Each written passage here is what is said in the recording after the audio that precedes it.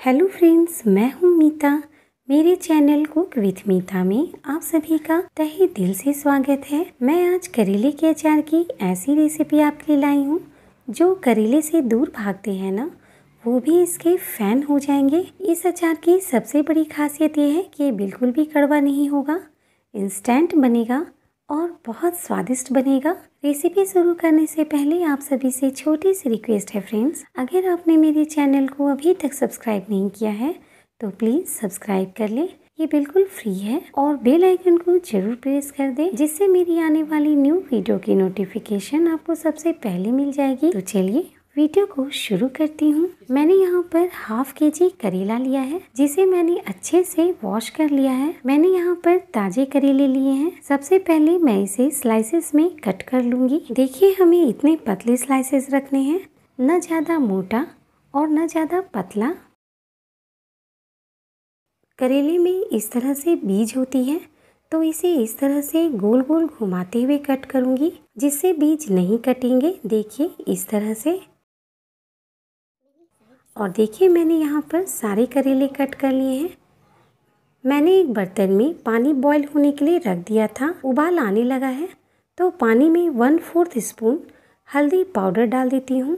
Mix कर लेती हूँ इसे। अब इस करेले को हल्दी के पानी में डाल देती हूँ। इससे करेले का कड़वापन ख़त्म हो जाएगा। अब इसमें एक उबाल आने दूँगी। उबाल आने तक ढक देती हूँ।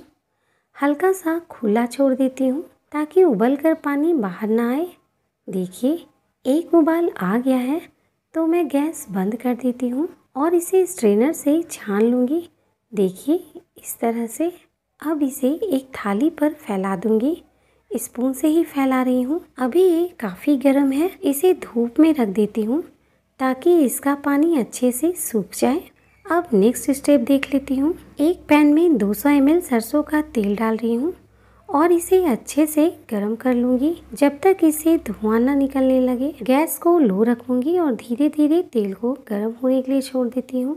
तेल को गरम करके ही अचार में डालना चाहिए, जिससे अचार चिपचिपी नहीं होगी और अचार की सेल्फ लाइफ बढ़ जाती है।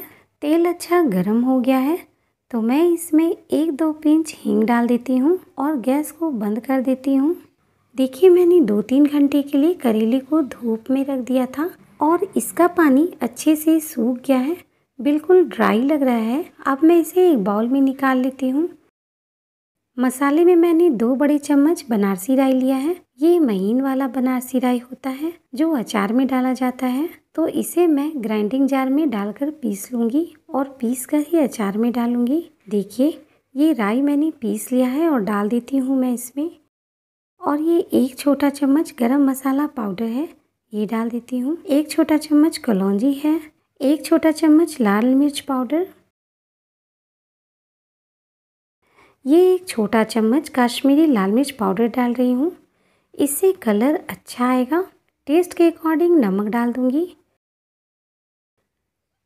ऑयल ठंडा हो गया है तो मैं सारा ऑयल इसमें डाल देती हूँ। अगर आपको अचार साल भर तक स्टोर करना है तो आप ऑयल पूरा डालें, और अगर 1-2 महीने तक ही रखना है तो आप ऑयल कम भी डाल सकते हैं। अब इसे मिक्स कर लेती हूँ। अगर आपको मेरी अचार की रेसिपी पसंद आ रही है तो प्लीज़ एक लाइक ज़रूर कर दे फ्रेंड्स, और अपनी फैमिली, फ्रेंड्स और सोशल मीडिया में ज़रूर शेयर कर दे।